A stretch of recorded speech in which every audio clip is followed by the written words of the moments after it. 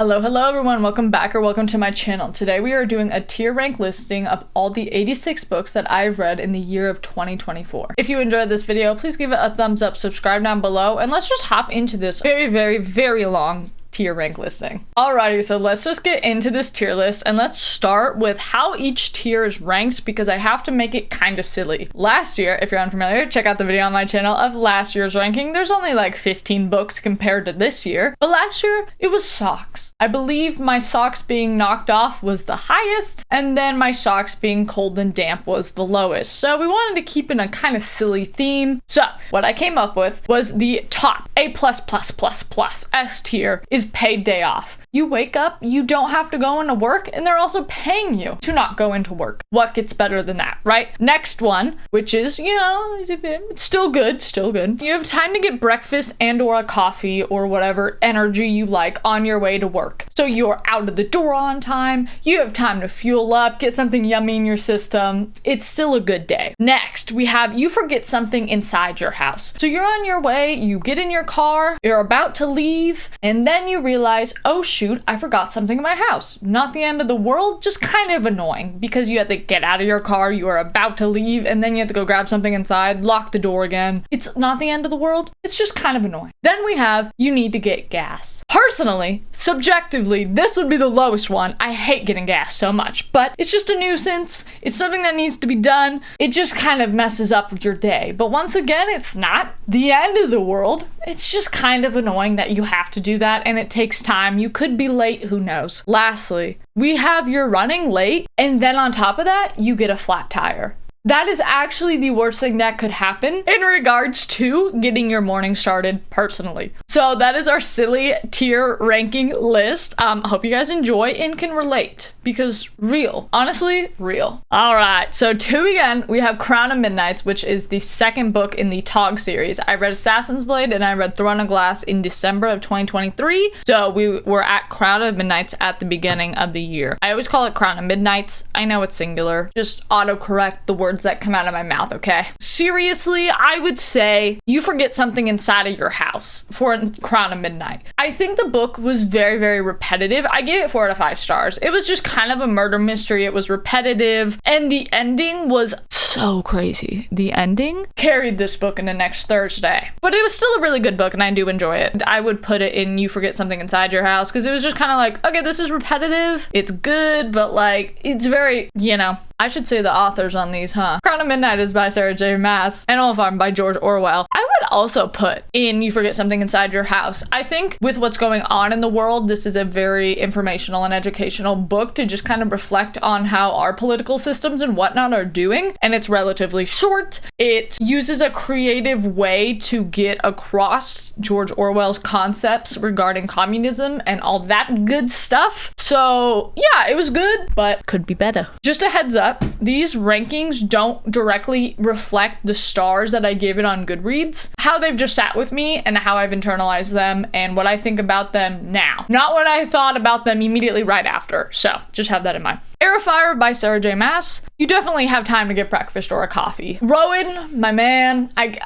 wow. But also, they were just such enemies at that point that it was like, come on, kiss already, So that's why it's not paid day off. But still, really great. Next we have Queen of Shadows. Next question, paid day off, 100%. Queen of Shadows was so great. Queen of Shadows is like the Akko War of Tog for me personally. That is the closest that I could compare to Akko War and how I felt is Queen of Shadows. That was amazing. That book is great. Empire of Storms. Yeah, I'm gonna also put that in You Have Time to Get Breakfast. I gave it 5 stars. A lot of these, I'm gonna say I gave 5 stars and not put them at the top. So I hope you can understand the books just have sat, they've marinated. Empire of Storms by Sarah J. Maas. I really enjoyed. I feel like there was a lot of, can we all just get together, please? That's why it's not all the way up there. Still love it. Still a masterpiece.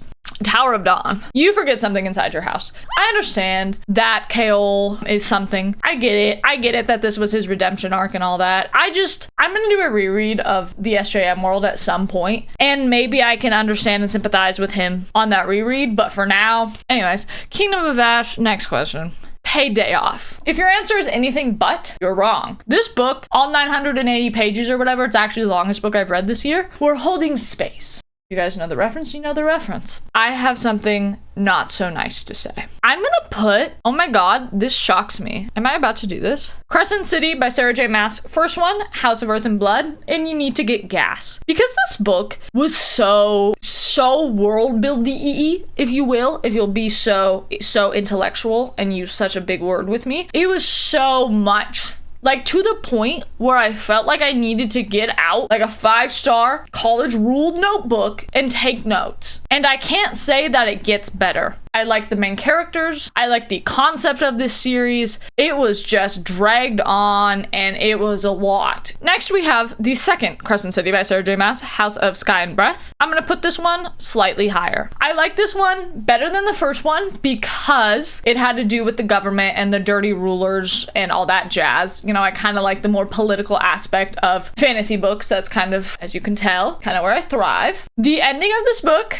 I'm not spoiling, but y'all know, I'm not the biggest fan of this series. I'm about to get a lot of people to hate me. Oh, I'm so sorry. Love Hypothesis by Ali Hazelwood is going in, you're running late and get a flat tire. Please hear me out. I tried to do romance only books in the month of February. Go check out that video. Slight plug. Ali Hazelwood is the queen of romance. No.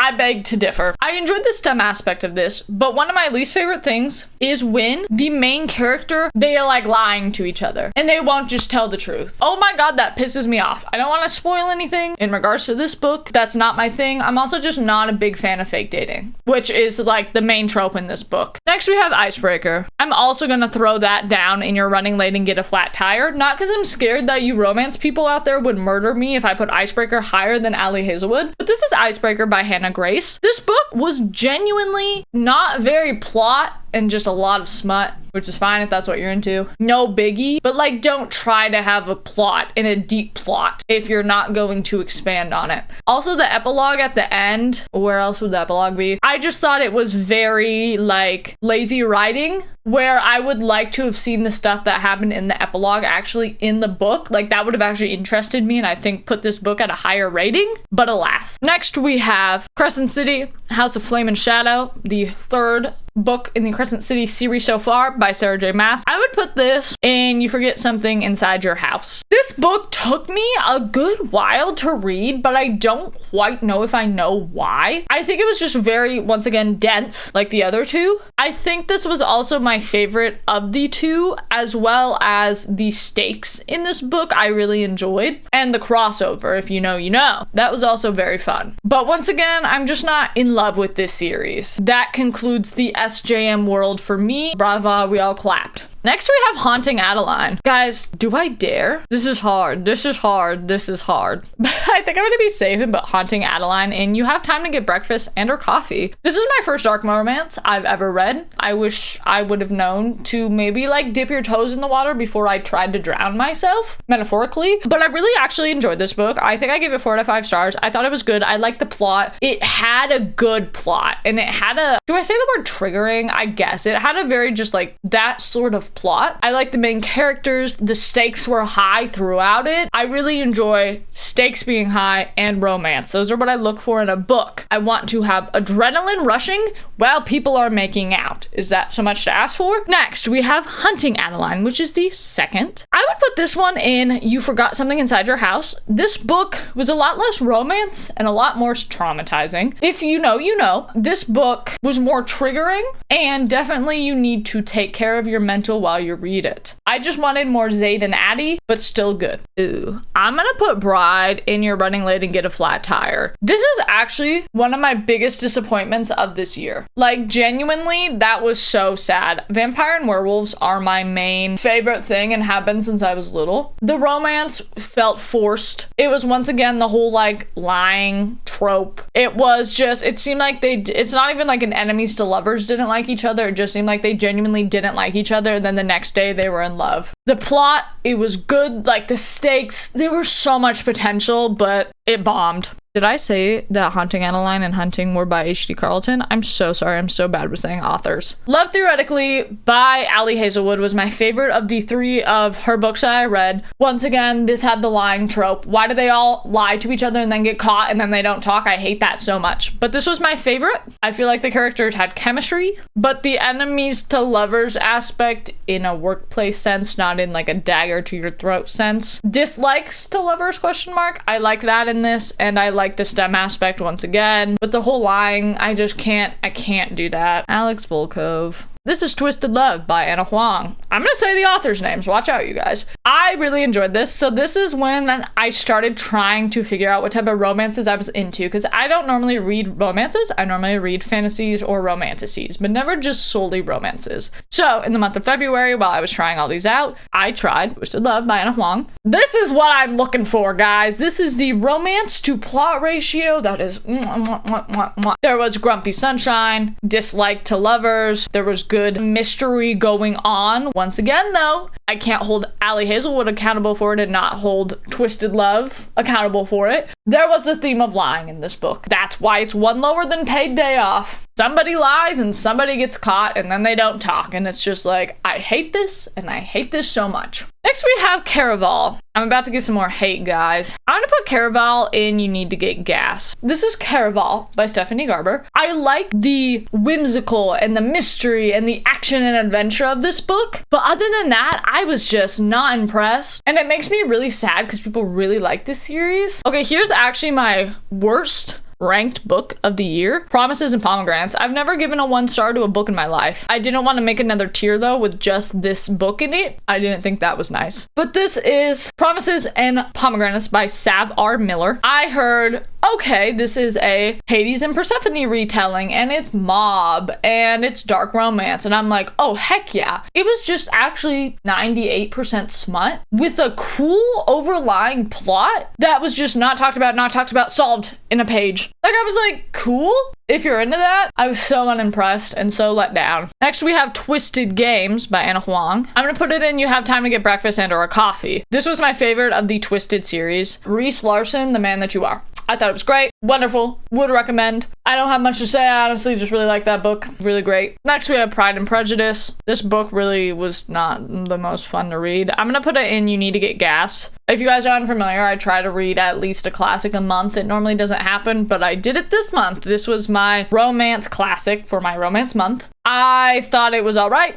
Once again, like most classics, you could cut out about 300 of the 400 pages and be okay. I should probably watch the movie and go from there, to be quite frank. I'm sorry to sound like the generation I am, but I feel like a lot of it just flew over my head. Next, we have Cheat Sheet. I'm gonna put this one in You Forgot Something Inside Your House, because genuinely this book was pretty good. This is by Sarah Adams. Did I say who Pride and Prejudice was by? This is by Jane Austen. Sarah Adams wrote Cheat Sheet. This is a best friends to lovers, and it was a very like quick turnaround with the whole best friends to lovers. It wasn't like until the last 10 pages and they find out they love each other, and I really liked that. Next, we have some select stories from O. Henry. It's part of the Penguin classics that I like, which are all the classics you will see me talk about. But this one was just a bunch of small stories that was in a little book by O. Henry. I honestly thought these were all pretty good, to be quite frank with you. So I'm going to put them in You Forgot Something Inside Your House.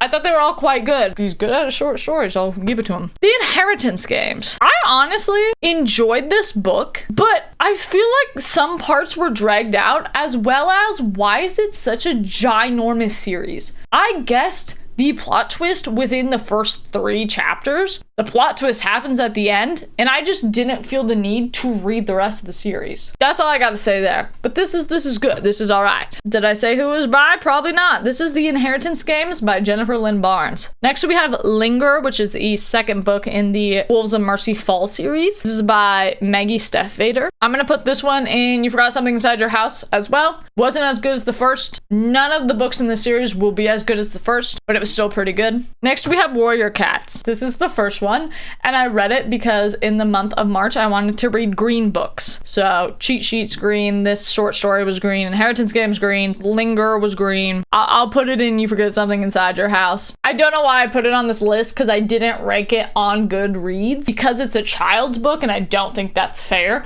But honestly, I thought the plot was pretty fun. Warrior Cats is by Aaron Hunter. Next we have Twisted Hate by Anna Huang. I don't like Josh and Jules. I don't like the main characters. This book was a whirlwind of emotions. Once again, there was that kind of like deceiving concept. Not my fave. It was meh. This is kind of controversial. I would also put Twisted Lies by Anna Huang also down here. I don't necessarily love Christian and Stella as much as I loved the two main from Twisted Love and Twisted Games. I wasn't super attached to them, but the closure at the end was great. Next, we have Angels Before Man by Raphael Nicholas. This is a small author. This is a book you've probably never heard of. When I reviewed this book, I went on and on about it. I'm not gonna waste your time though, but just know. I read this book in April, so if you go and look at a reading wrap-up that includes the month of April, you'll see more in depth about this book. I think about this book frequently. Oh my god, I'm not even gonna rant. Not even gonna say much. One of my favorite books of the year. Holy heck. Next we have Legendary by Stephanie Garber. I'll put this one in You Forgot Something Inside Your House. It introduces you know who. I don't have a strong opinion. Finale, I actually thought was the best of the series, which I know is also controversial. I do think it was really rushed, but there you go. Next we have The War of the Worlds by H.G. Wells. This is actually one of my favorite classics that I've read. This was great. I really enjoyed this. The sci-fi was fun. The story was fun. It was great. Would recommend. Next we have Once Upon a Broken Heart by Stephanie Garber. I was very underwhelmed, disappointed to this day about this book. Next we have The Ballad of Never After by Stephanie Garber. I'll put that in You Forget Something Inside Your House. This was my favorite of the three, but the ending of this, no. Then we have The Dragon's Bride by Katie Robert. This was so fun. This is genuinely so good, you guys. Genuinely so good. Next, we have A Curse for True Love. Do I dare? Yeah, I dare. I hate memory loss tropes, and the ending was rushed. And I feel like our two main characters didn't really get the happily ever shown that we want to see. And that's the tea there. Next we have Demon's Bargain by Katie Robert. I thought this was all right. Nothing too wild. The Kraken's Sacrifice by Katie Robert. If you can't tell, this is all a little mini-series. Once again, nothing too wild. Fahrenheit 451 by Ray Bradbury. Once again, something that you should definitely read, especially with what's going on in the world. It was all right though. I feel like the pacing could have been improved a little. Next we have Emily Wilde's Encyclopedia of Fairies by Heather Fawcett. You're running late and get a flat tire. Let me please elaborate. This book I started in April, finished in June. I'm not a cozy reader. I need high stakes. I said that earlier, and then I pick up a cozy book. Is it a me problem? Yes. This book was so boring. Oh my god. The two main characters and their banter and whatnot, great. The premise of the story, cool, wonderful. It was just so slow and so boring. But the potential was there. That's all. Next, we have The Gargoyle's Captive by Katie Robert. This was fun. There you go. The Succubus's Prize. I'm gonna pop that in on there. Oh my god, you can't see because of my head. I'm gonna shrink myself and throw myself up there. I'm gonna throw that right here. It's cool. It's whatever. Divine Rivals by Rebecca Ross was wonderful. Also, this was my first 5-star since Tog. And I read this in June and I finished Tog in January. So I went roughly 6 months without a 5-star read. I just felt sad. But Divine Rivals, wonderful. Satan's Affair by H.D. Carlton, which is the prequel to Haunting and Hunting. That was doggy doo-doo. I didn't like that. I don't like when authors just put gore and all that just cause it's weird. I'm not into it. Next we have Ruthless Vows. I'm gonna put this in You Have Time to Get a Breakfast and or a Coffee. This is also by Rebecca Ross. This book had the memory loss trope that I hate so much, but I feel like it wasn't done awfully because it wasn't a main issue in the book that would just irritate me. So I think it was done well. Something was missing, and I still to this day don't know what. Next we have Powerless. Powerless is getting a lot of doggy doo-doo on TikTok right now. This is by Lauren Roberts. Doggy doo-doo or not, it made me feel a type of way. The banter, the enemies to lovers, the love triangle. Kai Azar? Pause? Yes. Are a lot of you guys gonna be very disappointed that I put Powerless up with Kingdom of Ash? Probably. Don't yell at me, I will cry. I thought this book was fun. It was great. I have Red Queen on my shelf. Before anyone comments about it, I will read it. I will. But for now, Powerless is so great. Powerful by Lauren Roberts. This is hard because I didn't really enjoy the book, but then I actually was crying at the end of it. So I think I'm gonna put it right here in You Forget Something Inside Your House. The book itself, it's a novella, so it's not too long, but I just didn't really love it. But then the ending, it was so sad. And I actually was like crying and I was like, what is happening? I'm gonna put Does It Hurt in You Need to Get Gas. This is by H.D. Carlton. I thought this book's overall plot and mystery and kind of horror was so great, but once again, why do we have to put so much unnecessary smut? I understand it's a dark romance, I understand, but like, oh my god, okay, this is just a scenario. We're gonna catch this killer, but first we need to go get to know each other real quick in the closet, then we can catch a killer. Like, that's weird. That's weird. The mystery and everything of this was really good. Like, the plot itself was really good. Next, we have Reckless by Lauren Roberts. I'm gonna put this in the You Forget Something Inside Your House section. I don't know how to feel about this book. It wasn't as good as the first one, but Kai Azar just really carries, okay? He really just carries. The ending, I'm so stressed for Fearless in April or whenever that comes out because the ending was absurd. Next, we have A Fate Inked in Blood by Daniel L. Jensen. I'm gonna pop this in You Need to Get Gas. I love Bjorn, which is the main male character in this. I enjoyed the tension. I enjoyed their relationship. I had a problem with this book because it felt as though I needed to have prior knowledge of the mythology that was being used in this, where I genuinely thought there was a prequel or a first to the series that I was missing out on. That's just my humble opinion. I'll probably be reading the second book when it comes out next year, but I just felt so lost. Like, I felt at some points, which I guess I don't speak Norwegian, so technically I was reading a foreign language, because it's Norse mythology. So, yeah, I don't know. But, you know, it's fine. Next, we have 1984 by George Orwell. I thought this book was okay. I don't have much opinion on it. Cool concept. Next, we have Beach Read. I'm going to put Beach Read. I Think I Dare. We're going to put Beach Read by Emily Henry up in Paid Day Off. This book was old rivals to lovers. There wasn't an overarching stressor. I was giggling. I was crying. It just made me feel some type of way, and it made me have hope for romance books again. Emily Henry gave me hope that romance books can be good. Next, we have Then She Was Gone. I'm gonna pop Then She Was Gone in You Forget Something Inside Your House because I guessed the plot twist so early on into this book, but I also couldn't put it down. So do what you will with that info. Did I say this book was by Lisa Jewell? I'm saying it now if I didn't. Next, we have If He Had Been With Me by Laura Nolan. I'm gonna put this in You're Running Late and Get a Flat Tire. I think I genuinely just was too old for the audience that this book was written for because it is high school. It was just not really my thing. The ending, like the last 10 pages though, were absolutely absurd to the point where I had to sit up and I was like, whoa. Like, they just threw in everything. My elbow just popped. They just threw in everything at the very end to just stress you out. And it was so funny. Next, we have Hooked by Emily McIntyre. I'm gonna put that up here. We liked her. She was good. It's a dark romance. It's a Disney retelling. Once again, there was a stressor and there was also smut. The smut to stressor ratio. Mwah, mwah, mwah. Next, we have The Housemaid by Frida McFadden. Correct. That's actually the correct answer. There's no other answer than the top. This book was amazing. I read it in one sitting. Please read if you need a thriller. Next, we have Done and Dusted by Lila Sage. My Goodreads review of this literally just says, I may be a cowboy romance girly. What does that mean? I don't know. I'm gonna put this in You Have Time to Get Breakfast and or a Coffee. I thought it was good. I really enjoyed it. I don't know. I don't have much to say about it, but I did enjoy it. Next, we have Forever by Maggie Steph Vader, which is the third book of this series. I didn't really like this book, to be quite frank with you. I needed more from this book. I'm gonna put it down here, to be honest. I really needed more from this book. I was disappointed in this ending, so there you go. Next, we have Cruel Prince. Guys, can I say something controversial? I mean, look at this list. I've already said something controversial. I'm gonna say something controversial. I'm gonna put Cruel Prince in You Need to Get Gas. This is by Holly Black. I think that maybe I just wasn't paying attention, or maybe I need to read book 2 and 3, which are also on my shelf, which I definitely will be doing. There was parts of this book that I really loved, but there were so many where I just was like, what is going on? Once again, I had another maybe I shouldn't be reading YA anymore due to this book. because I was like, well, the plot's cool, but I'm not enjoying the book. Hopefully the series gets better and this was just a fluke and I changed my mind. I'm gonna put People We Meet on Vacation in You Have Time to Get Breakfast and or a Coffee. Emily Henry is honestly a great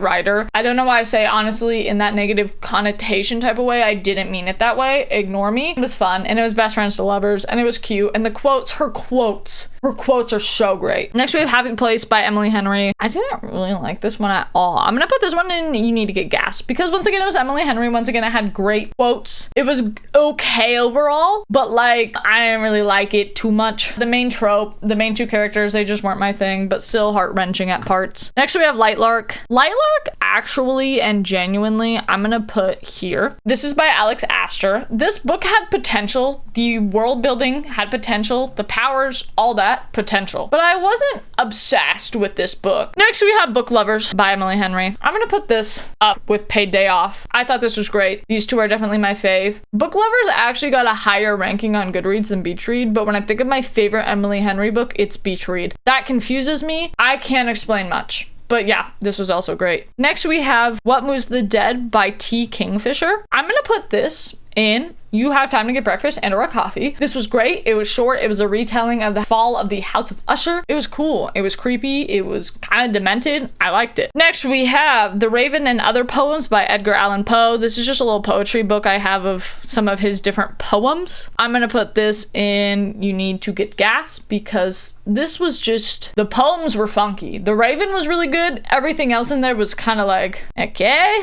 Next we have A Dowry of Blood by S.T. Gibson. I thought this book was good. It was all right. I think it was missing some stuff. I think it was repetitive. But overall, I'm like, yeah, this is good. Next, we have The Serpent and the Wings of Night by Carissa Broadbent. This book really hit, okay? This was enemies to lovers, trials, strong female main character, vampires, morally gray, magic, etc. On my Goodreads, I said, quote, "The last trial was a whirlwind where all I could say is, what do you mean? What's going on? What's happening? Hold on." I actually started book 2 today, so we'll see how that goes. But that ending, she actually got me. I guess most endings to most books, and she actually twisted it up enough where I was like, whoa! And that threw me off, so respect. Next, I had a Penguin Classics little Edgar Allan Poe book again. If you can't tell, we're in the month of October. This is The Mask of the Red Death and Other Short Stories. The stories were good. The poems, not a big fan of. The stories were good. I don't have much to say. It's Edgar Allan Poe. Next, we have 6 Scorched Roses by Carissa Broadbent. I'm gonna put this one in You Forget Something Inside Your House. It was cute. It was a novella. It was nothing crazy. I thought it was good, but whatever. Next, we have Crush by Tracy Wolff. I could honestly ramble about this for so long, but go check out my October reading wrap-up if you want to hear that. This series is so bad, but I can't stop reading it. It's actually like a trance. I need therapy. Next, we have Dracula by Bram Stoker. That was great. H.G. Wells and Bram Stoker are my favorite classics I've read so far. That was wonderful.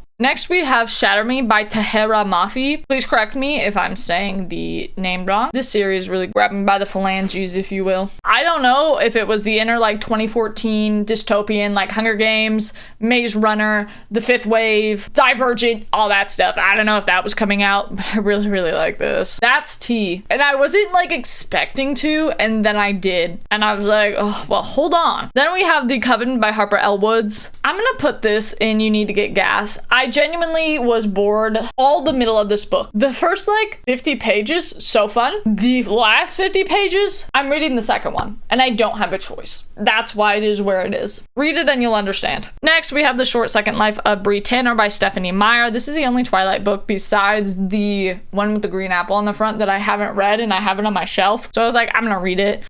This is whatever. I don't have much to say on that. Next, we have Destroy Me by Tahera Mafi. This is a little novella. It's in Erin's perspective. I'm gonna put that right next to Shatter Me where it belongs. I love Erin Warner with all my being. Next, we have Don't Let the Forest In by C.G. Drews. Once again, I'm not gonna ramble, but this is actually my favorite book I've read this year. I read it in the month of November, so my November reading wrap up, I go more into it. This is actually probably one of my favorite books I've ever read in my entire life, all 21 years of living. Yes, I've been reading since I was out of the womb. Don't ask questions. Next, we have Where's Molly by H.D. Carlton. This is actually my favorite H.D. Carlton book to date, which is funny. I thought this was not as traumatizing and or triggering as Hunting or Hunting Adeline. Definitely not Satan's Affair wherever she went. And definitely not Does It Hurt wherever she went. I thought it was kind of cute. I don't know if H.D. Carlton has just ruined me, but I thought it was cute and I thought it was good and it was very romance and I liked it. I enjoyed it a lot. Next we have Butcher and Blackbird by Bryn Weaver. That was really, really, really good. I really enjoyed that. I don't even know if I enjoyed the story as much as I enjoyed our two main characters and the chemistry they had. Also the ending and the plot twist and the setup for the next book, 10 out of 10. Next we have One Dark Window by Rachel Gillig. Is that how you say your last name? I think so. I'm gonna put this one, I'm so sorry. I'm gonna put this one in You Forget Something Inside Your House. The ending of this was really cool,